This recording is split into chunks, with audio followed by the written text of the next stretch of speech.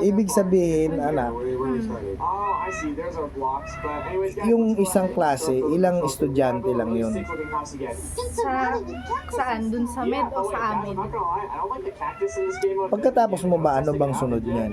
Pagkatapos ko ng 4 years, another 4 years naman sa medicine. Pag natapos ko yun, general practitioner pa lang ako.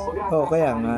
Tsaka pagtapos mag-i-internship ako isang taon sa ospital, tsaka ako mag-board. Okay. Bale, Oh. 4 na taon na college. Oh. Natapos, 4 na taon ulit. 8. Tapos isa sa internship, tsaka ka magbo-board. Okay. Tapos pag natapos mo yung board, iba kasi malalayo yung Manila. Iba. Paano malalayo?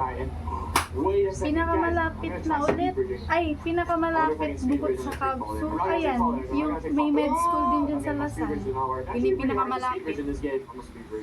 Tapos yung pinakamalapit, Maynila na ulit, UP, Oh. Manila. UP Manila sa may Pedro Hill. Tapos St. Luke's, also, Far Eastern University. Oh, so anong ibig mong sabihin? So pagkatapos mo ng 4 years, so anong pagkatapos mo ng 4 years, medtech na, gano'n, ano? Pagkatapos ko ng 4 years, magte-take ako na exam. Pag napasa ko yun yung basihan kung matatangkap ka sa school ng medicine. Yun ang basihan. Pagkatapos mo ng 4 years sa biology.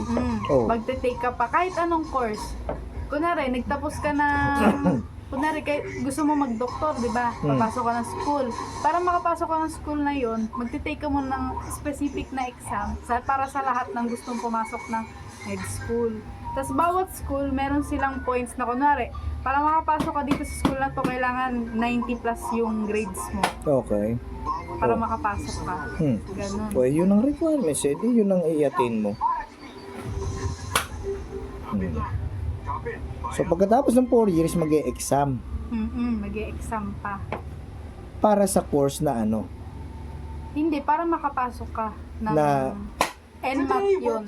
NMAT. Para makapasok ka sa school. Kunwari, goal mo, So ikaw ngayon is pre-med. pre-med pa lang. For biology. Tapos pagkatapos mo niyan, Magti-take ng ng exam para sa ano, tsaka ka mag-a-apply ng mga school. mag-a-apply ka pa ng mga school. Hindi doon sa Cavso. Tatry doon. Syempre, hindi naman agad. Tatry mo lahat. Okay.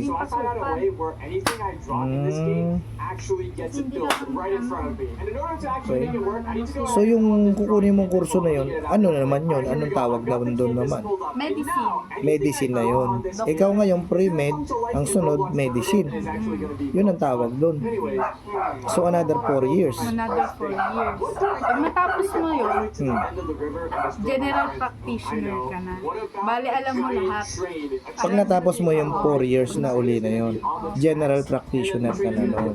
Tsaka ka mag-intern sa hospital na isang taon. Di ka pa doktor, no? May diploma ka, pero wala ka pang Lisensya. lisensya.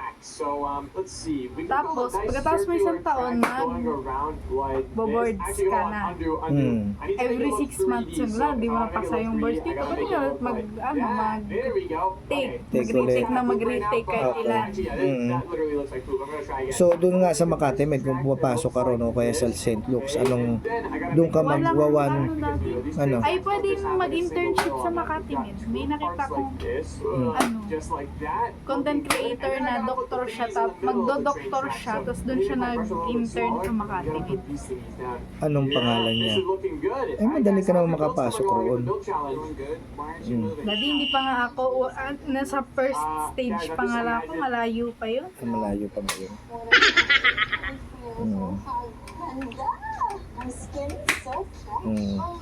Doon siya so 1 year yun, yung intern na yun. Diyan siya Okay, yeah, so MMC. Tapos Nung ano na, October, nakapasa na siya ng ano. Sana all. Galing.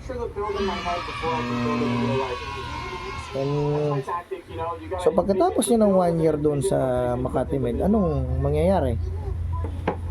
Magte-take ka na ng ano, ng boards, ng pang-lisensya mo. Ano ka na ng MD ka na, O MD? MD. Tsaka ka na magkakaroon ng MD sa pangalan mo. Yun na yung MD na tinatawag. Ano yung ibig sabihin ng MD? Medical doctor. Oh. Tapos pag meron ka na nun, general practitioner ka pa rin. So mag-aaral ka pa rin? Or Kunwari nakuha mo na yung lisensya mo, mag-a-apply ka na sa ospital, tapos mamimili ka na ng specialization mo. Kunwari gusto mo pediatrician, 3 years yun, mag-aaral ka ng, nagtatrabaho ka na nun. Okay. Pero parang nag-aaral ka pa rin. Okay. Pero field na yun ng pediatrician. Oh, for specialization. Pag natapos mo na siya, magkakaroon ka ulit ng, para may test din ulit sila, para maging ano ka na. Pediatrician. So iba pa yung MD mo, iba pa yung lisensya sa pediatrician, ganun. Hindi pa ako sure.